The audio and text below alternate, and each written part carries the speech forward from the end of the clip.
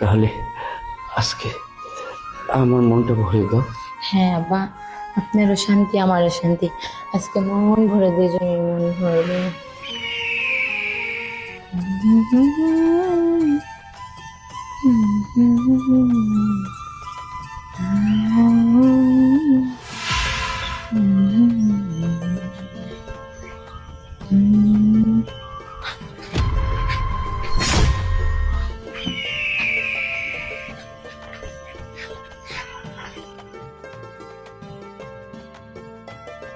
বৌমা আসলে কি আমি দেখছিলাম তুমি কি করছো, তুমি কি করছো।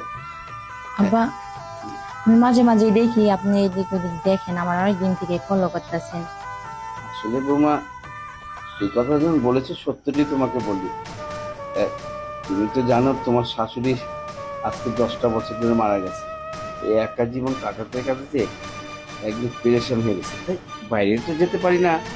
তাই তুমি যখন এই বাসায় থাকো ছেলের বউ, তোমাকে দেখে দেখে আমার মনটা একটু শান্তি দেই। একজন মেয়ে দরকার একটা পুরুষের, সেটা তো আর আমার নেই। তাই তোমার শরীরটাকে মাঝে মাঝে দেখে একটু মনে শান্তিটা মিলতে। আজকে তো তোমার কাছে ভয়ই পেয়ে গেলাম।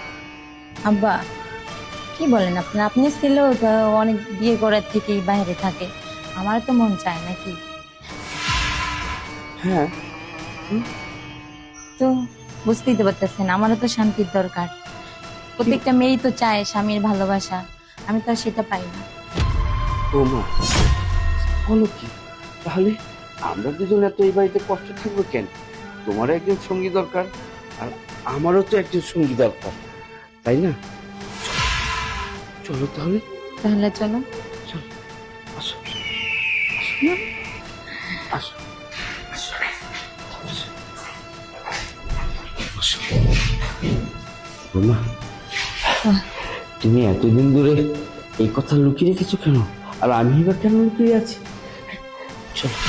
আজকে শরমে বলতে পারি নাই। তাহলে আজকে আমার মনটা ভরে দাও। হ্যাঁ আব্বা, আপনারও শান্তি আমারও শান্তি।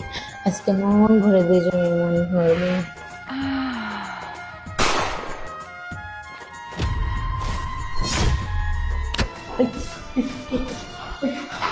চাচা, তুমি সি সি চাচা, আমি তো সব দেখে ফেলছি, আপনারা এগুলো করলেন?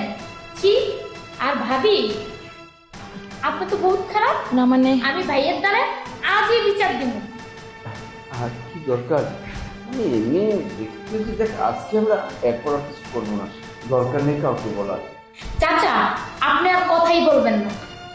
আর ভাবি, আমি ভাইয়ের কাছে যদি বিচার না দিছি, ঠিক আছে বোন, আজকে যা হয়েছে হয়েছে, আর পরবর্তীতে এরকম হইব না। হ্যাঁ। তুমি তোমার ভাইয়ের কাছে কিছু বললো না? আজকে যা করলাম এটা ঠিক করনি। দেখো আমার সংসারটা নষ্ট হয়ে যাবো, তুমি বলো না, আমি তোমাকে তো ভুল স্বীকার করতেছি। আচ্ছা, এইবারের মতো মাফ করে দিছি। আর চাচা, নেক্সট টাইমে যেন এরকম ভুল না হয়। আসো ভাবি, আসো।